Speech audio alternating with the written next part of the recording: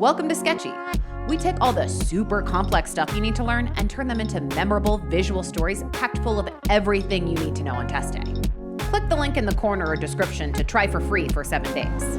Now let's get to it. Diffuse Parenchymal Lung Disease, or DPLD, is a category of diseases that share the common pathophysiology of inflammation and subsequent fibrosis of lung tissue.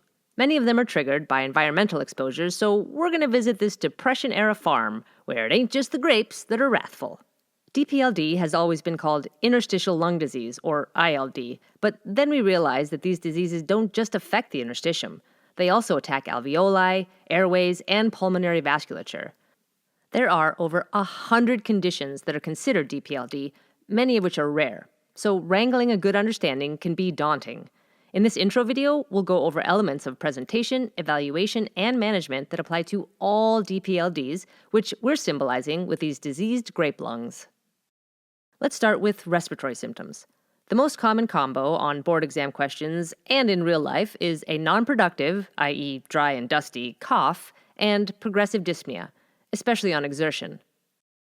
You may also see stuff like wheezing, chest pain, and hemoptysis.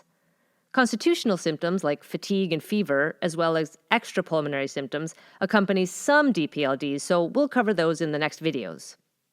On exam, you'll need to check an O2 sat, but if it's normal, don't stop there. Keep it on their finger as they walk around the clinic. Go with them so you can assess their dyspnea and periodically check their O2 sat.